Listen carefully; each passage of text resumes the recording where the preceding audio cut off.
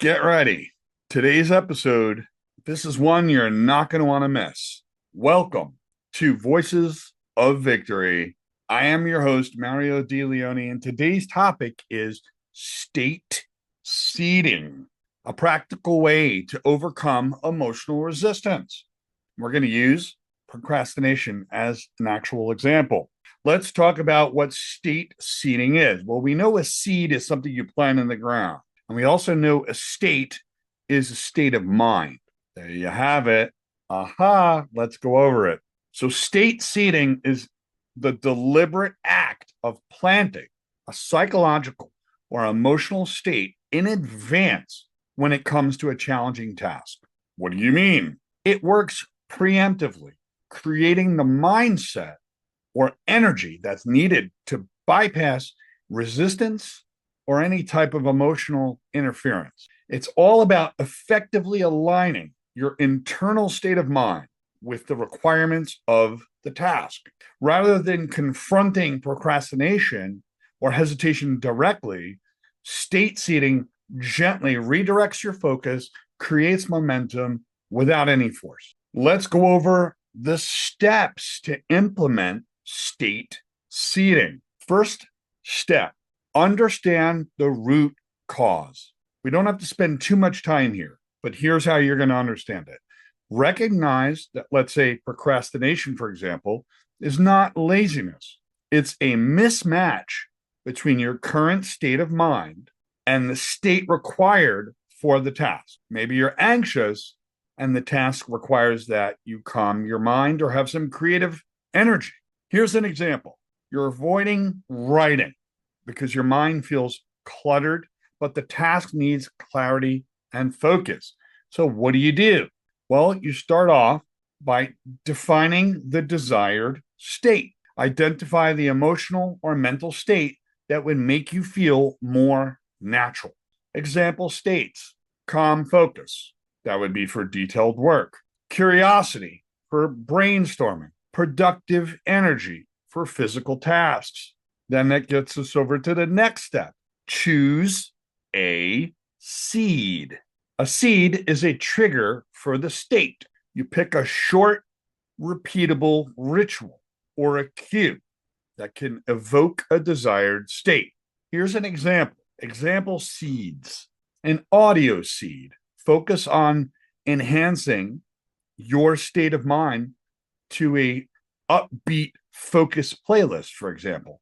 A movement seed, stretching, doing some exercise, clapping your hands, getting excited, or some light exercise, if you will.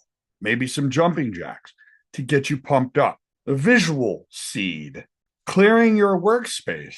This way, everything on your desk is totally clear, and that is a trigger for what actually you will do next.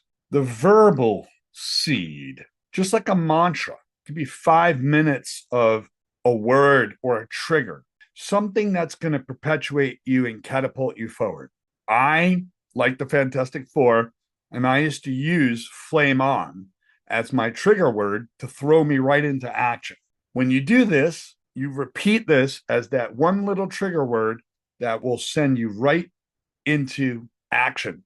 Next step, plant the seed before starting.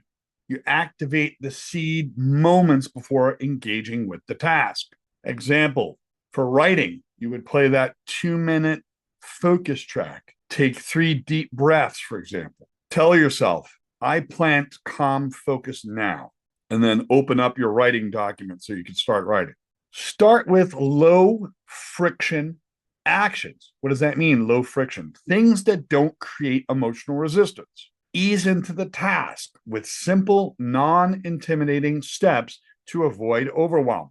Here are some examples. Write the title of your document, for example. Review your previous notes for a few minutes. Sketch a quick outline. And this is where the seed sprouts, and that helps you bypass hesitation and emotional resistance. The next step, build a daily ritual.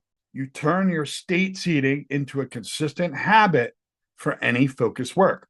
You're probably going to be writing a lot or exercising a lot or doing a particular task a lot.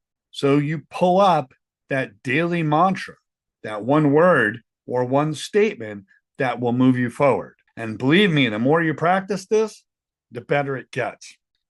You can say, I plant the seed for readiness right now. And you make that desired state easier to access when you do, because you've done it 100 times. It goes right into your nervous system and your physiology. State seeding applies to procrastination in a unique way, because procrastination arises from a gap between how you feel about the task and what the task actually demands. So state seeding closes this gap by preloading your emotional state for what's necessary to match the task's energy. Scenario one, for example, you're overwhelmed by all the complexity. You're trying to write a report, maybe for school. You need a calm, focused state. So what do? What's your seed?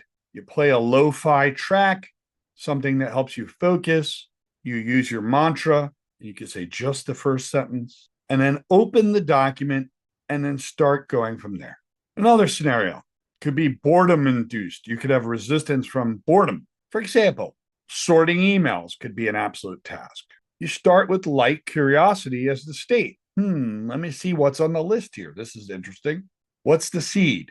You might take a moment, clap your hands a few times, repeat a mantra. Let's see what's interesting here, and start with the newest email and go right from there. So you see, what's fun about doing this is by integrating your state seeding into daily routine, you transform that procrastination from an obstacle into an opportunity for growth.